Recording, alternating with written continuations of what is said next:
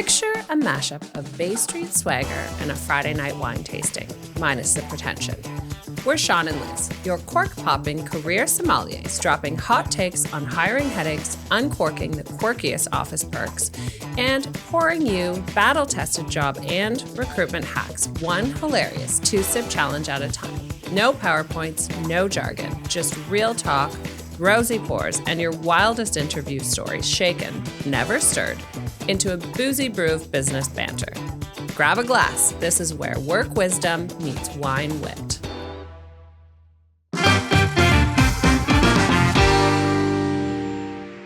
Welcome back to People and Wine, where hiring meets happy hour.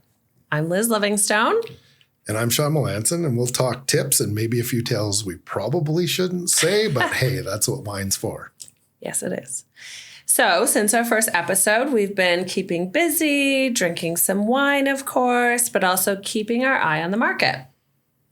Today, we're tackling two big topics for candidates, how to prep for your September job search, and for companies, the difference between a contingency and a retained search. But first, let's chat. Sean, what's happening? You and I haven't actually been in a room together for weeks. Yeah, which is definitely not normal for us. We usually get together a lot more than that, even prior to business we used to. So it's been a busy go. So yeah, for me, I like the summer has been interesting because obviously, you know, the networking slows down a little bit. Mm-hmm. Generally speaking, you get to that summer lull where everybody's on vacations, all that kind of stuff. So the business stuff is a little slower. So we're trying to do a little R&R and a little get a little bit of time away. So I've been spending time at my camp.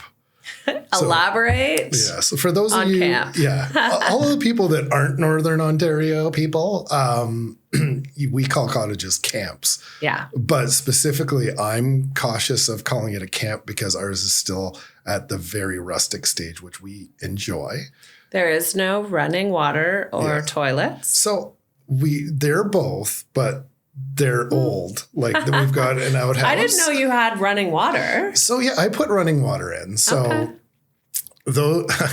I guess those that know me, and I know that we've now, we actually had more listeners than we expected, which was super exciting. Yeah. Very exciting. Yeah.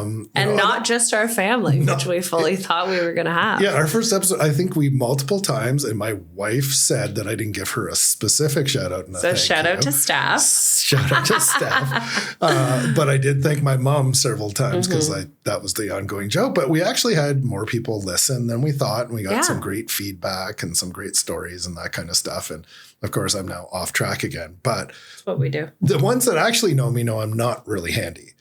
And I profess to not be handy at all. But up at camp, I've been forced to, and even at home, to try to learn a little bit more like all homeowners and all that kind of stuff, fun stuff do. Yeah. And I know how much this relates to people in wine. You know what? Relates to people. It does relate to people. So I put in a jet pump to a point for running water. So we had running water for the first time a couple of years ago at camp, whereas before we used to have that old school, you had to crank pump. I know. Hence why I've not been there yet. Yeah, exactly. Some people are maybe a little too city to be up there yet. Yeah, sure. Okay, I'm not going to fight it. Sure. So I spent some time up there. What about you? What's your summer been looking like? So mostly I've been very fortunate this summer that we have some friends with pools. My in-laws have a pool. So I have been spending as much time as possible poolside, which has been lovely. And that's really it. I've had a really low-key summer, which has been super nice. Not a ton going on. My son is 15 and therefore wants to do nothing other than hang out in the basement and play video games. So I've really not done a lot, but it's been wonderful and just relaxing. And, as much as things slow down in the summer, hiring managers are on vacation, HR is on vacation, everyone's on vacation. It's been nice to just slow down for a minute. And I do a lot of walking with my dog. Yes. Which is great. Trying to get the steps in. And that's it. Poolside and getting in my steps. Didn't you stand at a wedding as well? Oh, I did. Yes. Yeah. One of my best friends got married. So it was a beautiful wedding. So we spent a night in Port Perry, which was lovely, stayed at this beautiful little inn. And then the wedding was in Sunderland at the Stevenson Estates. It was absolutely stunning. So beautiful. She planned out every single detail, like to the T. Oh, nice. It was beautiful. It was such a blast. It was amazing. Good job. So yeah, I did that too. Yeah, that's 2 summers in a row with big weddings. Oh, right. Yes, because I got married last summer. Yeah. Yes, we just celebrated our first year anniversary.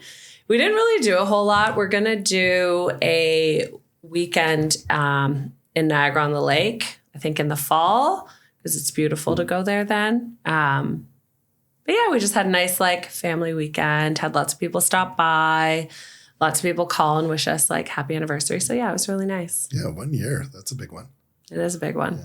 Did you guys do the eat the cake thing from the year before? Did you guys? No, we didn't even have a wedding cake. I was trying to remember. I'm like, I don't remember you having an actual wedding cake, but I'm like, our wedding was not your typical wedding. Like we invited a bunch of friends to come and have cocktails and food. And we said, look over here for a minute. We're going to get married. Okay, now we have a band and cocktails and it was lovely, but definitely not typical. So no, we didn't have dessert, or we had dessert, but we didn't have a cake. So. It was so much fun.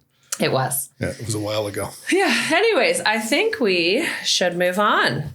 All right, let's get back on track. Okay. We're back with our favorite traditions, 2-sip challenge, candidate corner, and culture and cocktails. So let's pour a glass, which we've already poured. And get started. All right. So, all right, first up, the 2-sip challenge. This time we're each going to take 2 sips, and then we're going to share a job search tip for candidates, but no cliches allowed. So, cheers, sip, sip. Cheers, sip, sip. The wine's good. This is a really nice bottle. This is one of my favorites. I'm enjoying it. So, I'm going to go first.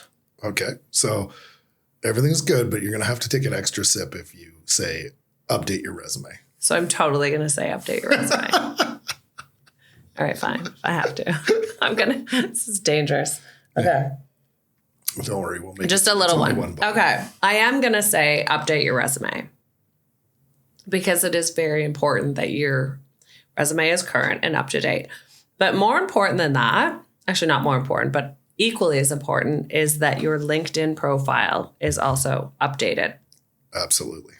Your LinkedIn profile is somewhere where every recruiter is going to go. If you're an interesting candidate for a position, a recruiter is going to go directly to your LinkedIn profile. We have a client, and I was recruiting for a outside sales position. And when we present a profile to our clients, we always share their LinkedIn profile. And I sent over a LinkedIn profile to this client, and they had, 20 connections on LinkedIn.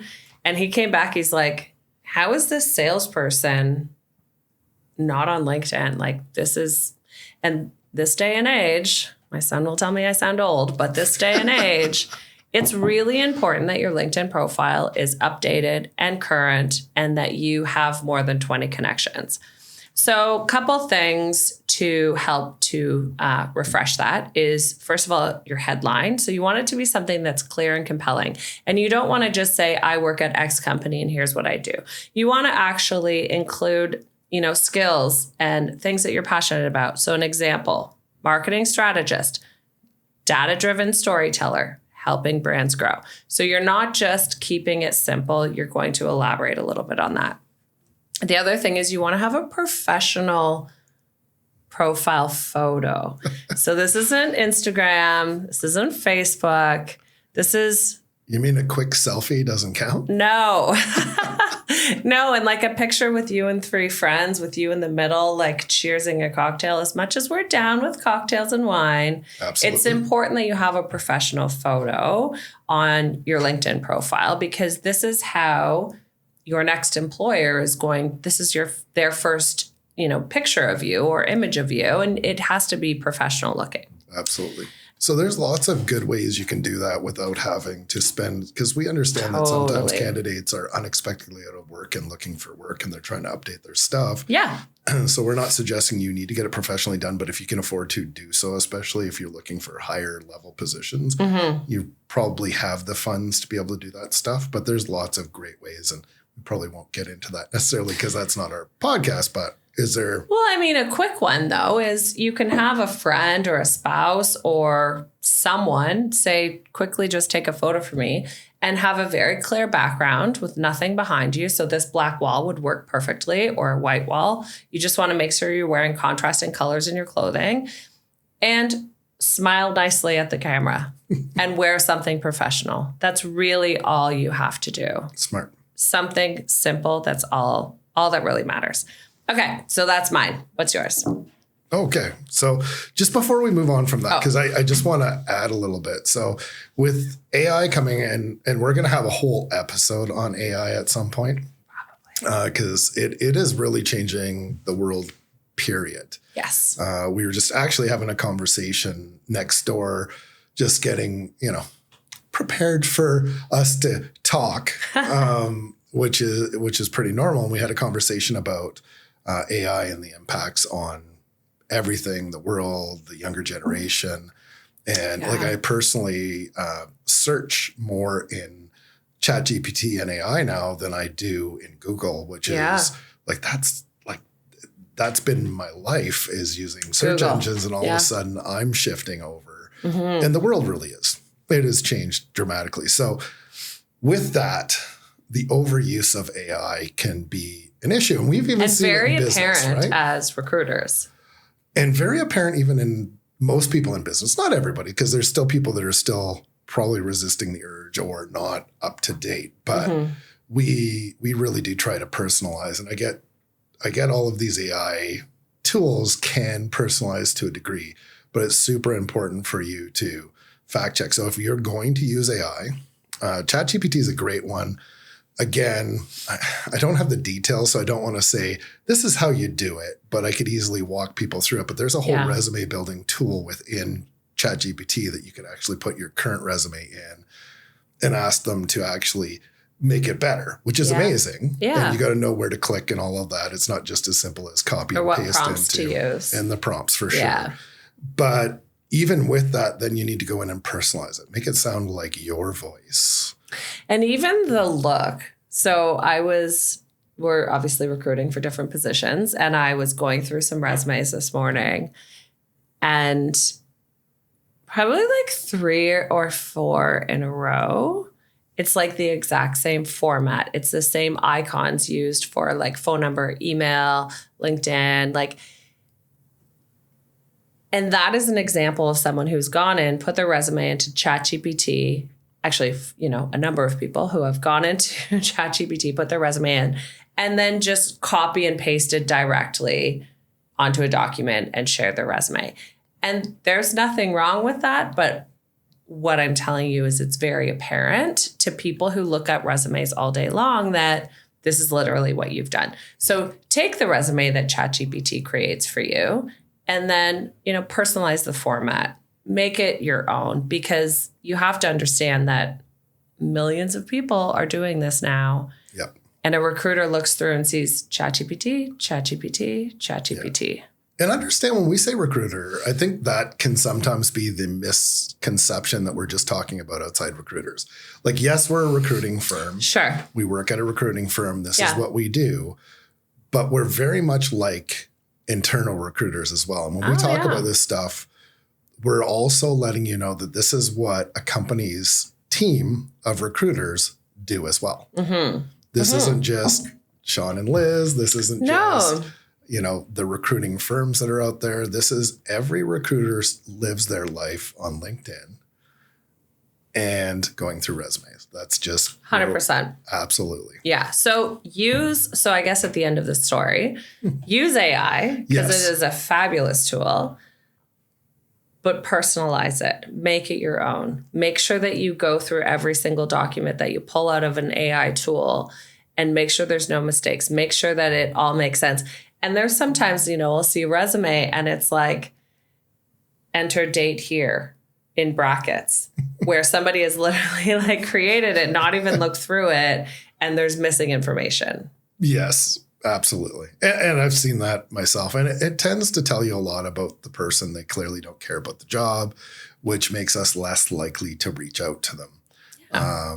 But I mean, the other side of the coin with this stuff as well, if you want like that whole expert level look is, think about it as if there's a blurb there about you, make sure that it sounds like you. Yeah, read it. And read it. Yeah. Yes. Don't just go, ooh, this sounds good, but does it sound like something that you would say or how you would describe yourself? And if it isn't, then it should be different.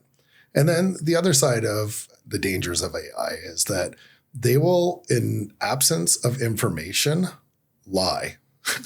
So, and I don't mean that it doesn't know it's lying. It just doesn't know the answer. So it makes up its best educated guess. Yeah. So I've had people where it's on their resume. We get into a phone screen situation and they've never done it. Yeah. Whatever that task is. Yeah. And it's like, but it says you did it on your resume. And right there, I know they used AI. Yeah. AI filled in the gaps, even though their job didn't require them to do that. So, right.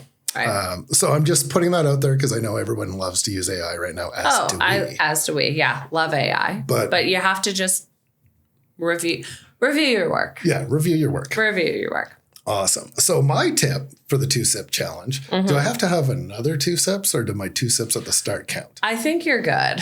But I mean, feel free. Okay. All right. And so mine is networking quietly. Yeah. So what I mean by that, so this kind of links into LinkedIn. You like that? Linked into LinkedIn. So love it. So for me, there's lots of ways when you're looking for work, even if a company isn't actually posting jobs. So when we talk to candidates, and I've got a candidate intake on Thursday, I'm really excited about as well. And it's an executive in HR, and I think she sounds great. They sound amazing. So I'm interested to get in this conversation. But what I would say is sit down and think about, where do you want to work? Mm-hmm. You know, not just your skills, but I think those are important as well. Because if you're trying to jump skills and jump industries and those types of things, it can be challenging. Right. But if you've had experience and I loved working in manufacturing. Mm-hmm. I've never worked in manufacturing. But if I was saying I loved working in manufacturing, and here are the top 3 companies that I love, and they're not currently posting my job and I'm an engineer. Here's an opportunity for you to start to quietly network. And how do you do that, Sean? How do you quietly network? So on LinkedIn, connect with the engineering managers or the operations managers and the people at that company. Follow their LinkedIn. Mm-hmm. Start to engage on their posts. So making great comments so that when it gets to the stage of hiring, they see your name and they recognize it. That's it, right? Yeah. So that's simple. And you'd be surprised at how often the HR people, because they're always on LinkedIn, they're probably responsible for a lot of the LinkedIn content. Mm-hmm. So they're actually going to go, here's a person, click on their name.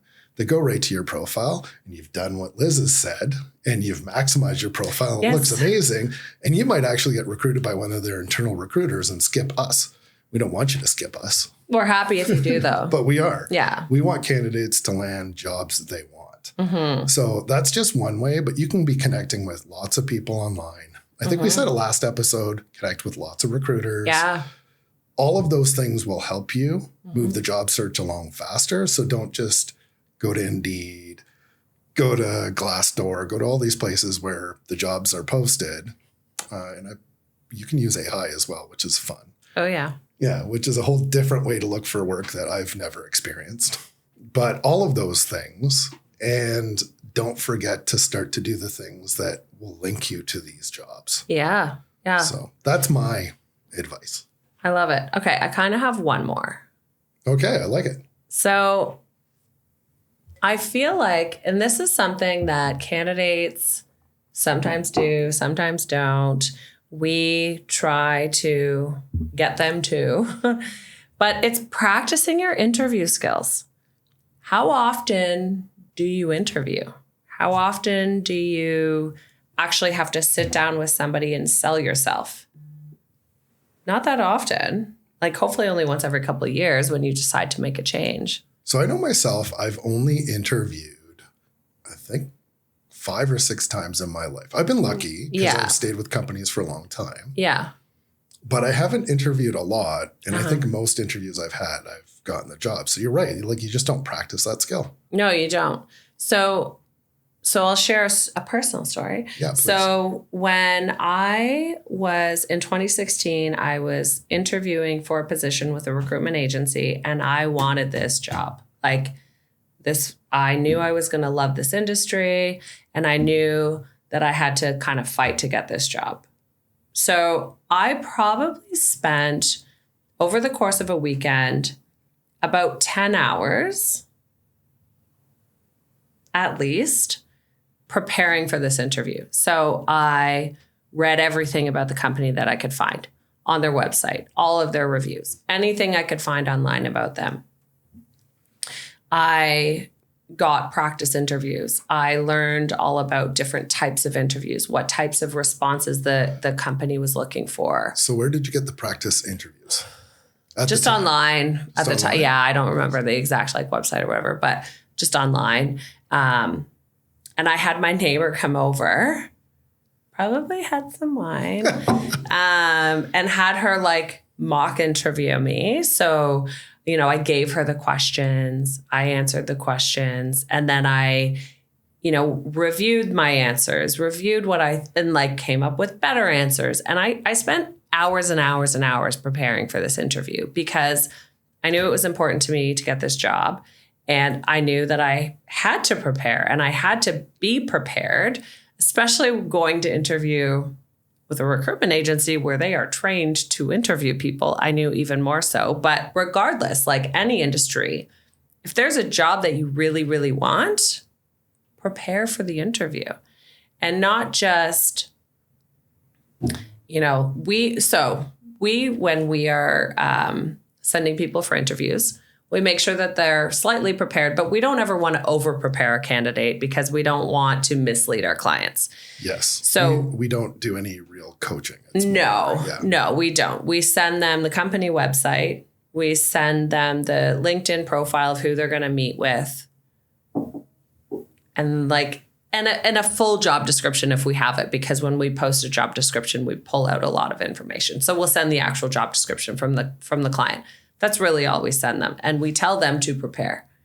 What they do with it from that point is kind of on them. And there's some candidates who do similar to what I just explained that I did. And then there's some that after the interview, you know, that they didn't even look at the website. Yeah. So at the end of the day, my point is practice your interview skills. Yeah. It's prepare for a job interview. If you want the job, prepare. Yeah. An undervalued skill. Yeah. And I get lots of people say they're not good at interviews because they don't practice them. Sure. And, you know, the counter argument to this is always, I'll be over practiced. I won't be myself. And that's not true. Like you're just diving deeper and making sure that in the moment, because when you're practice makes perfect. Mm-hmm. We see it in all aspects of life. So if you do it over and over again, you're going to get there. I remember, I guess I'll share one of mine. Yeah, do it.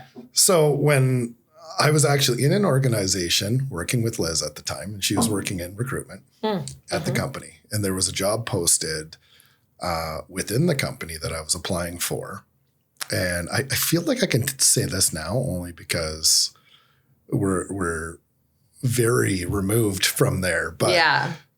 Because Liz and I were friends and close, I asked her to help me prepare for the interview because I had a little bit of an inside track. Now, Liz was not part of the interview process. She wasn't doing anything wrong. No, she was ethically taking, like, she didn't know what the interview questions were going to be and all that kind of stuff. So I want to make it clear there wasn't any of that. But I knew her skill set when it came to interview prep and whatnot. And we spent a lot of time talking about it. And one of the big aha moments for me, because again, remember I said earlier that I haven't interviewed that often. I've done a gazillion interviews, but being on the other side of the table. Being on the other side is interesting. Exactly. It's different. Yeah. And I didn't have stories. that really told. Like to share your expertise. Exactly. Yeah. So, when I was going to be asked, how would you deal with this situation in a team, which I've dealt with before, my initial thought wasn't always to go, let me tell you a time where I dealt with that. Right. Yeah, that was a big thing. I tried to drill down. That's it. And I think at the time you said, what were the words? You said, it's better to say when I dealt with that opposed to how I would deal with that. Yeah. Yeah. Because how I would deal with that tells the person across the table that you've never dealt with it. Right. And that's something that I always share with candidates. And that is something that I will say to every single person that I'm sending out to an interview. Prepare yourself and think of examples related to the job description where you're going to answer a question by saying, I did do this, as opposed to I would do this, because there's a big difference. Yeah. Right? Showing that you've done this already, you have experience in exactly what it is that they're looking for, as opposed to hypothetically, if put in this situation, here's what I would do. Yeah. Yeah. And I got that job. You did get that job. It worked. Yeah. I mean, think about anytime anyone's interviewing someone, if they have a direct example of a time they did something that you are requiring them to do versus a hypothetical answer, you're always going to be happier with the actual. Yeah. Absolutely. Yeah. And it gives you the opportunity to talk about what you learned in that situation the first time you did it. Like, did you do it lots, or was it that the first time you did it? Yeah. What did you learn? Which allows them to see that you got how to perfect yourself. So, yeah. 100%. Yeah. So, sorry. Cool. I took that one too far. I added an additional. That's good. Yeah. We're both allowed to do that. We said that on our first one. Everyone that's listening now knows that we're going to go down the rabbit hole after rabbit hole. Yeah. It's part of the fun. Yeah, absolutely. All right. And wine helps with that. It does. It makes it much easier to talk on camera, which is still not my comfort zone. Oh, this was always your idea. Yeah, just because it's your idea doesn't mean you're good at it. Yes. I'm saying I'm just along for the ride and not good at this.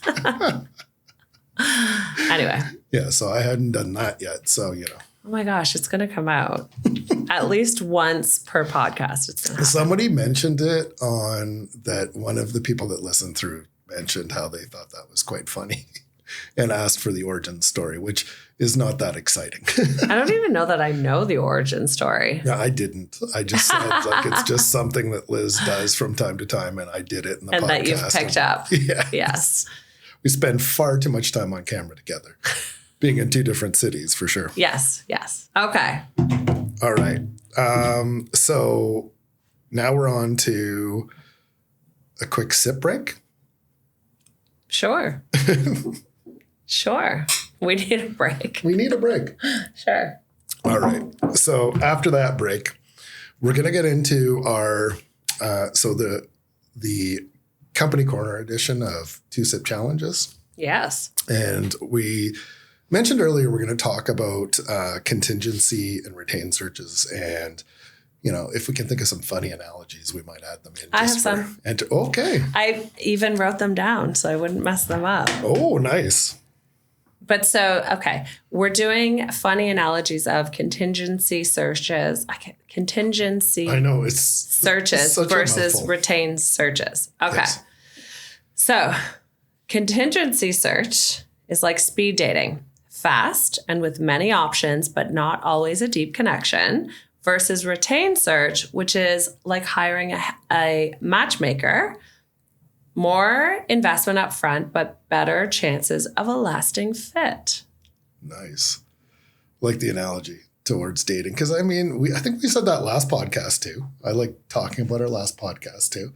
Because we have a last podcast. Where we talked, sometimes they're playing a matchmaker, right? We talk to a company in depth to find out what their culture is and what's the right type of person for their team. And we shared all that kind of stuff last time. Yeah. And then we go out to market and find the person that's the culture that they thrive in. So yeah. It makes sense to use the dating analogy. I like it. It does. Yeah. Yeah. So jokes aside, here is the real deal. Okay. So I'll talk about contingency first. Sure. So contingency search For those that are new to recruitment, and we talked about that, that's why we decided to talk about this, is some people in business that have never worked with recruiters and are thinking about, hey, I need recruitment help, don't really know some of the buzz terms. I know I didn't when I was in operations until I started to interact with And whether it's a buzz term or some people just don't even know the difference or the advantages to one versus the other. Absolutely. And I think there's value to both. Yeah. So just to kind of get the definition out of the road, instead of it just being, like Tinder, so contingency search basically means you only pay once somebody's been placed. So how a contingency search works, often different companies love them. Some people don't. We'll talk about the pros and cons after, but the reality is the way contingency search goes is that they engage with at least one recruiter. Sometimes more. But sometimes more. Often more. Everybody goes to market with the job. There's usually it's speed to market because you only get paid if your candidate gets picked. Yep. And then if your candidate gets picked, the firm that took it on gets paid. Right. Right. So that's how, if you're working on contingency, it means you may or may not see money at the end of it if you work on this job. Right. So that's great for lower risk, for quick hires, but you don't necessarily get the personalized approach that you would get with retained. No. And I mean, a lot of that has to do with the timing because, I mean, if you only get paid if you place a candidate, you're going to have to move quickly, which means you don't have as much time with each individual candidate that you'd want for sure. Yeah. Yeah. And you're, during a contingency search, as much as we like to say that, every single person we put forward is going to be the best person, you're going to kind of, what's the saying? You throw it at the wall and hope it sticks. Like there's going to, I hate to say it. And we really try not to do that, but there is going to be those sort of situations, especially when you're in competition with other agencies. You're going to work as quickly as you can and say, okay, I've got 3, 75, 80% candidates that I'm going to put forward and hope for the best because in this time frame, this is what I can produce. Yeah. So you're not going to get, and if I'm saying that, the next recruiter is probably saying the same thing and so is the next. So you're getting kind of those 75, 80% candidates as opposed to, the all-star you might get. Yeah.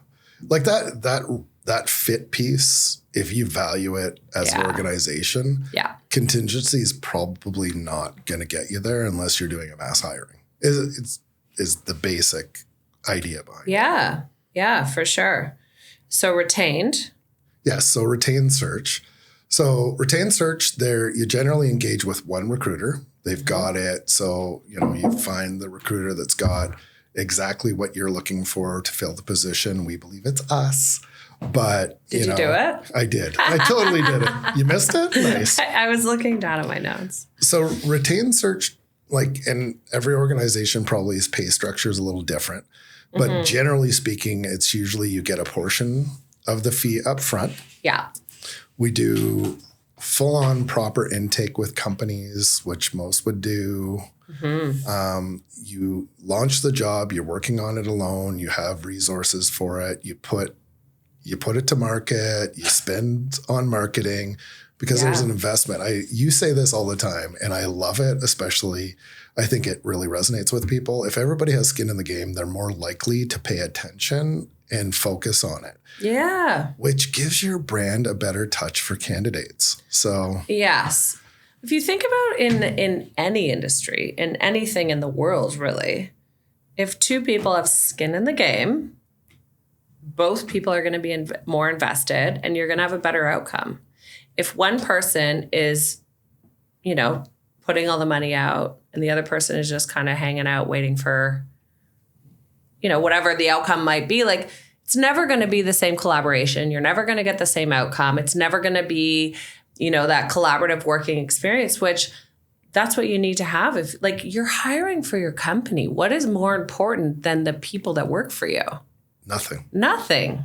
Flat out nothing. Without the people that work for you, you literally have nothing. So if you're not willing to invest in making sure you get the best people for your business, what are you doing?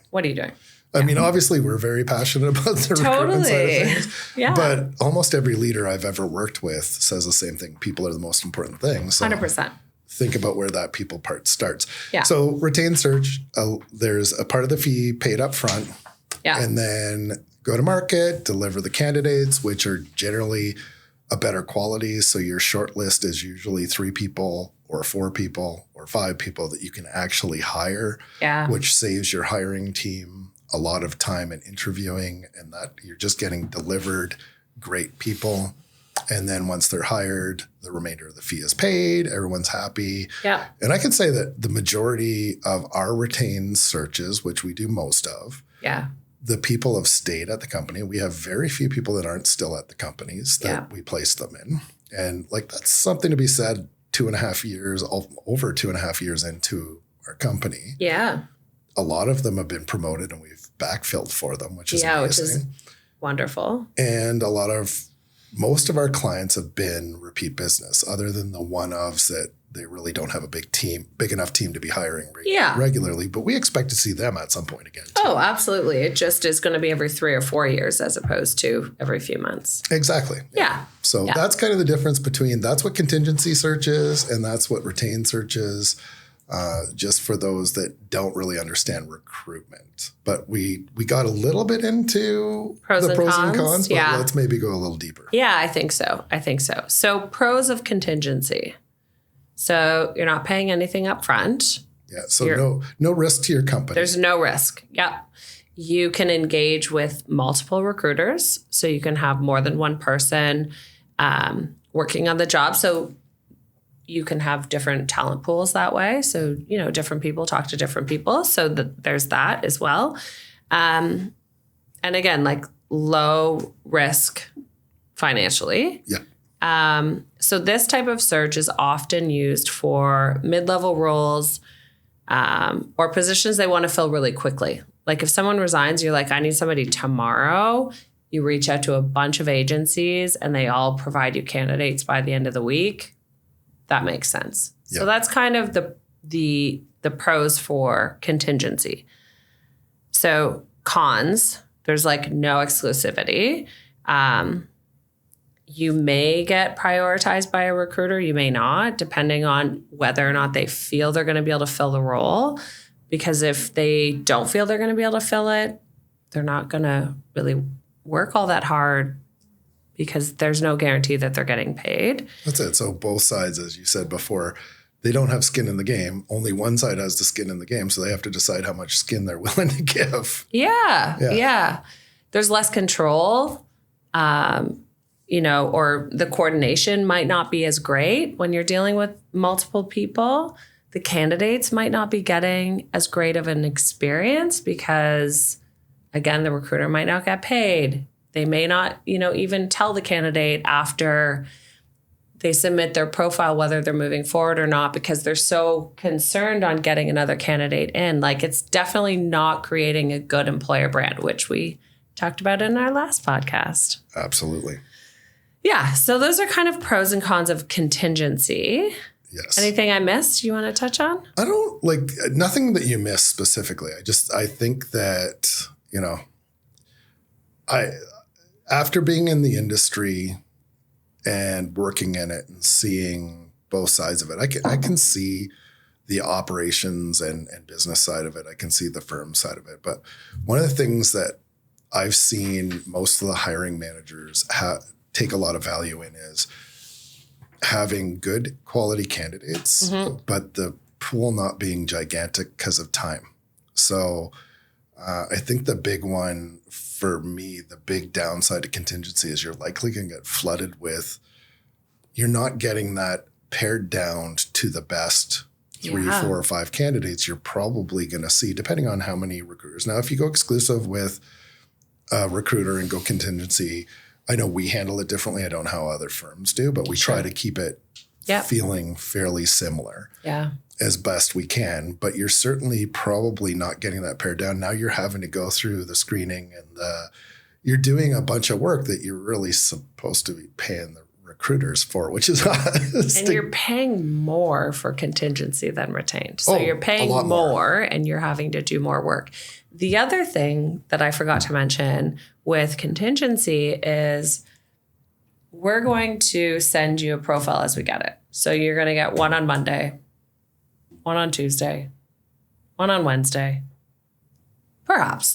Sure, it could be all at once, but there's a good chance that it's not all coming in as at once because we're going to send them to you the moment we get them. Whereas with retained searches, we can breathe a little and we can make sure that we're giving you just our top 3 or 4 and all at once. And here's when they're available and we'll get into that when we get into the pros of retained. Yeah. But with contingency, it's a little more frantic, I suppose. And I forgot about the piece that it's more expensive. Yeah.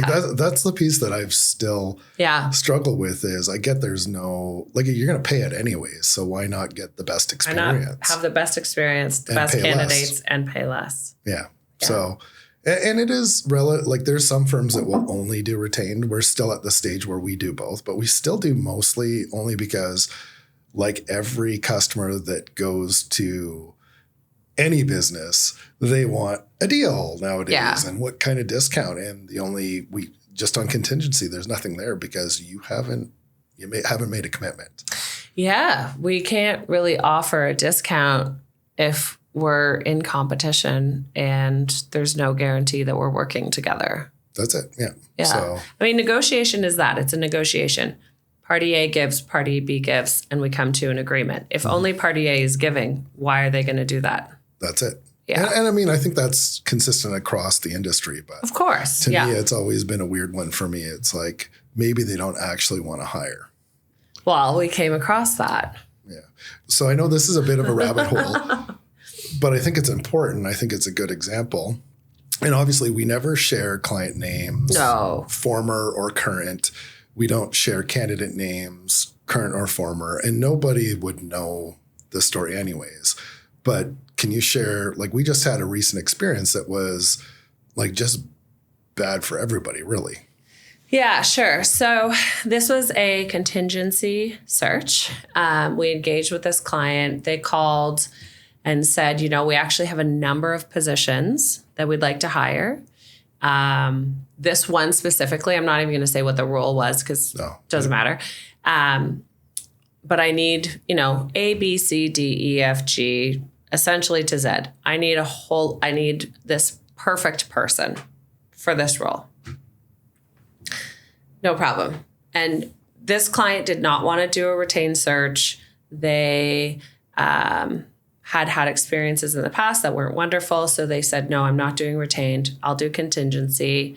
They even wanted an extended guarantee period, which we normally don't do, but we agreed to because, we want to just, we like to work with people. We like to have new partners. So and we really felt like we could kill it on this job. Yeah. And we killed it on this job. Absolutely. We found the most amazing person for this role. Client met this candidate, said, absolutely, I love this person. Had them do an exercise, which took, a weekend to do, and they had to do a bunch of research and they had to present this exercise, and they crushed it. They did such an amazing job. The client was like, I've never seen anyone produce this this quality of work. So excited to hire her. We're going to hire her. We're going to make an offer on Friday. So maybe this was a mistake of mine, maybe not. That's up for debate, I suppose. But I let the candidate know we're getting an offer. But so I remember the situation. You specifically asked the client, did you want me to let them know? Yeah. And they said yes. Yes. It wasn't like we made the decision to tell them without the client asked us to. Yes. So I don't think you did. I think you followed, because normally we do that and have never, ever had what's happened next. No, if the client says, I'm going to make an offer, because oftentimes the way an offer will come in is it will be a verbal offer from the client. We go to the candidate, we negotiate back and forth because there's generally some changes to the offer. Once we have an accepted verbal, then the client will send over the written. So this wasn't totally out of No, it was normal. Like the ordinary. The only difference was she couldn't tell me exactly what the offer would be because it still had to go through support office. So I didn't have the exact details, but I shared with the with the candidate that we were getting an offer on Friday. Friday came, no offer. Then she said the offer's coming Tuesday, no offer. This went on for probably 2 weeks. Yeah. Where they kept saying, it's coming, it's coming, it's coming, and it never came. Then I said to the client, okay, is this happening? Because if not, I'm going to let her down because this has been going on for a minute and this can't feel good for her. And it's also not looking good on your brand. Let's be honest. Yeah. And I said, if it's going to happen, I think you need to have a meeting with her, him, they, and just, have a discussion because this candidate is starting to lose interest. And I know this is the person for you. She said, yep, let's have a meeting next week, organize a meeting. They have a meeting. They discuss actually traveling to the US to support office to introduce the candidate to the team. Then the client, sorry, this is long story long. I find it interesting and I know the story. So. And then the client came back and said, yep, that's not happening. I'm still just waiting for approval for the offer. Like, pardon? We're waiting for approval for the offer that we've been telling this person they're getting for the last month. And then the candidate, sent me a note and just said, I'm continuing my job search. I've got some interviews. Like, what should I do? And I said, go. Yeah. Go to the interviews. If, she got an offer, she's happy. She, they, them. Sorry. Okay, it's clearly the candidate's a female. Yeah. I apologize. I don't think that narrows it down. That doesn't narrow it down. 50% of the population of the world. I think we're okay. Yeah. But I felt horrible for the candidate. I did also feel bad for the client because I'm pretty sure the client really wanted to hire this person, but just didn't get the approval to do so. And it was kind of a sticky situation for everybody. But at the end of the day, like if you don't actually have approval to hire someone, it's not a good idea to share that you're going to make an offer. No. And it's like for the obvious reason, I think anyone listening to this would understand that that's a terrible thing to put somebody through. Terrible thing to. Like, I felt horrible. Yeah. I spoke to this candidate basically every Friday and just said, you're a wonderful candidate. They still are very interested in you. But continue your job search because I would never want to hold somebody back from another opportunity if other opportunity was the right move. But this is an example of a contingency search that never should have been engaged. No, and it just shouldn't. Like, you have to have, so we've all experienced, anyone that's been in recruitment has experienced, you find the perfect candidate, but the original profile and money and what they're looking for changes. Right, doesn't line up, so we have to go through negotiation that falls through.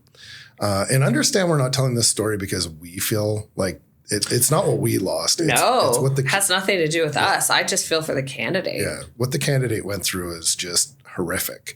And I don't think this was something that I thought about, but while you were telling that story, I'm going to tell the opposite side for a candidate experience. So sure. We recently launched our fractional recruitment, which is a new experience for us. We're still trying to get it dialed in from the perspective of we know how to do it well, but we want it to be maximize the experience, which is still one of those things that, because it's such a new product out there on the market, not a lot of places were doing fractional recruitment prior to this. So we're still trying to. So we've had a couple of clients, and one of the most recent, because it's such a new product for us, we went through the process and the candidate experience was very important. We explained that up front, and the client loved that because their culture is everything to them.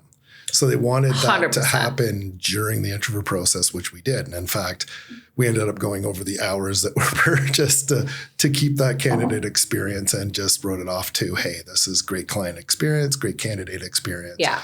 That's why we got into this.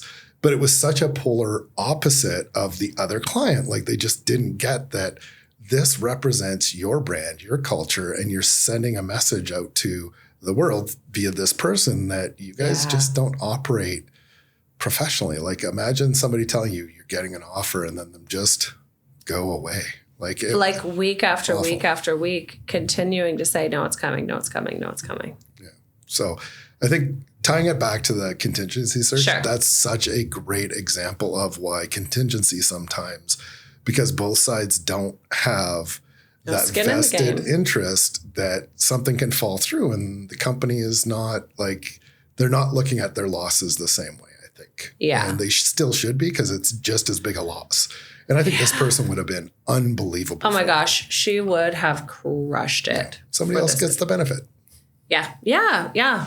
And she was lovely. I loved working with her. Yes. And she kept saying to me, like, Liz, I'm so happy that like it's you that I'm dealing with and you're so great and whatever. And I was like, thank you. But like, I just hate what's happening to you right now. Yeah. And I think that's why hopefully candidates love the experience with us, and we try to treat them well, because even giving bad news sucks, right?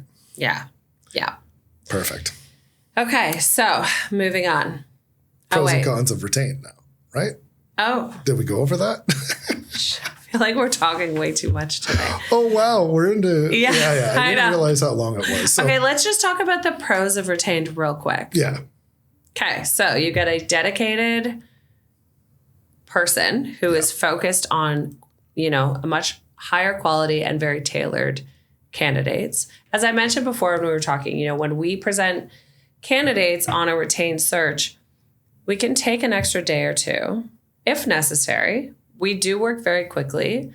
But, if there's somebody that we find and they need to meet with us tomorrow or the following day versus today, we can do that on a retained search because we're not working against the clock. And then we're able to present to you the very best people for your organization and for your role. So we're able to focus much deeper on the actual fit of the organization, the culture of the organization, as opposed to just the checkbox that you get. So that's the first one. Cultural fit, as I just talked about.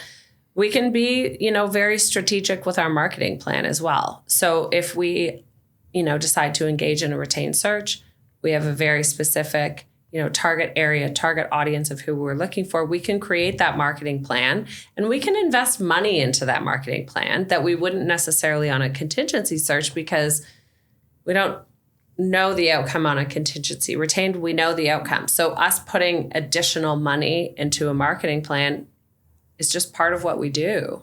Yes. Oh, big time. That's one of the biggest differences. Yeah. Because the investment makes it much easier.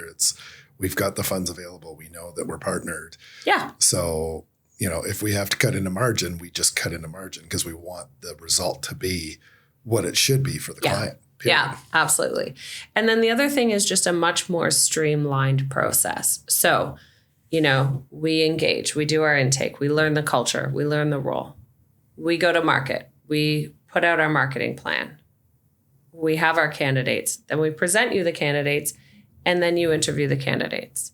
Like, it's a very streamlined process as opposed to just, candidate here, candidate there. Hopefully you like this one. Hopefully you like that one. This way, it's like, here's 4 that you're gonna like. Yeah. You could hire any one of these 4, but meet them and see who you like the best. Yeah. Who's the best fit for you personally? Who's the best? Yeah. So I think we should mention pros. Anything else you want to add? I'm trying to just. So cost, I get we're running a little long, but cost, it's generally retained is going to save you a little bit money on your on your recruitment budget, for sure. We're definitely substantially less expensive on a retained search, and the service is exponentially better. Oh, which is not better. I don't want to say that because we work hard for all of our clients, regardless of what we do. Yeah. But we have the ability to not work against the clock Yeah, we believe it's a better experience because of all those controlled things. And we get to force rank, our candidates against each other, where in a retained, we'd probably just be sending you them all. Yeah, exactly. So cons, retained, there's an upfront investment that you have to pay. Yep. But if you're expecting to pay for a contingent, like if you're going to pay at the end, why not just pay a little bit at the beginning and then you pay less overall? Anyways, okay. Yes. Success depends heavily on choosing the right recruiter. So it's important that you have a relationship with the recruiters that you work with and that you vet the recruiters that you work with. If you work with us, it's going to be amazing. But you could engage in a retained search with somebody who doesn't fulfill what you're looking for. So that is a concern, or could be a concern. Yeah, and a little bit more time up front too, because you should be meeting some recruiters and seeing which is the best fit for you. Absolutely. Like you should interview different people. That's it. Do a couple. One of our big ones in year one, they met with everybody. And coincidentally, I had a funeral or something and you had to take the meeting alone. And I can remember the phone call afterwards and not sure if it went well, because it was basically like an interview. Oh, yeah. And we got the job and it was amazing. We placed an amazing person and they're still amazing. Yeah. And, the company loves But he us. did his due diligence. He did. Yeah. Yeah. It was a full experience. Anyways, okay. Yeah. So I'm talking more again. Sorry. So I think we kind of went through some pros and cons. I feel like we rabbit holed a little too much today, but that's okay. That's okay. Culture and cocktails. So we talk a lot about fit. So we're going to very briefly talk about some different weird and wonderful ways that companies are keeping employees happy. Absolutely. So, okay, first one, I'm going to say it, and then you have 30 seconds or less to tell me your thoughts. No email Fridays, and go. I love it. So us as an organization, we made a rule that we don't put any BS types of meetings on Fridays. So the idea of having no emails on Fridays so people can finish their stuff, I think this is an amazing cultural fit for us. And I think organizations should do it. I think it would help a lot of people. You get buried in emails. I agree. I think that having Friday is like, okay, here's your wrap up day. Get done what you have to get done. Prepare yourself for next week. No non-essential non-essential meetings on Fridays. I love that we do that. Yes. Because why do that? We don't need to. Yeah. Love that for us. Okay. Right. Next one. Dog-friendly office. Yes. Yes. Yes. So I'll be really quick because I know Liz probably has more to say about this than I do, because I have more to say about it. Currently don't have a dog yet, but it's coming. Anyway, I think it's amazing. If you can do it and not impact your team in a negative way, if somebody has allergies and all that junk. Sure. But overall, every office I've visited that has a dog is my favorite type of office. Well, and I just feel like everyone's happier when there's an animal there, right? I would love to have an office and bring my dog into the office. And I feel like she would be the friendliest greeter, although she mostly just sleeps all day. So she might not greet anybody, but I feel like people would love her. And I just think it's also like you have a new client come in. It's like a talking point, right? Like it's a deal breaker.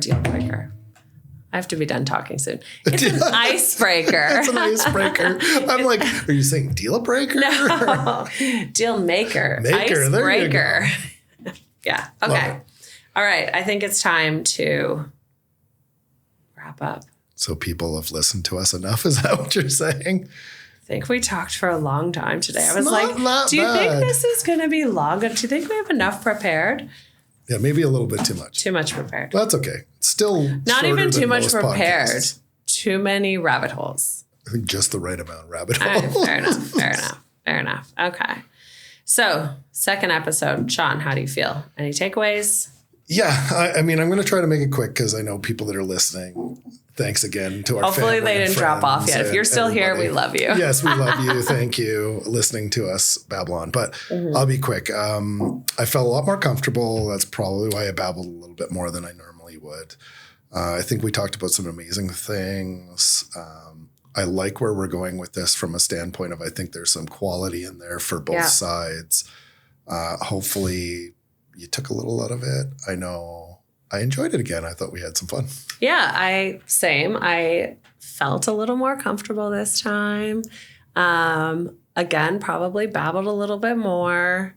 I'm really excited for like the next few episodes that we've got sort of planned, having some guests come on with us, getting some different people's opinions other than ours. But this was also really nice because it's summer.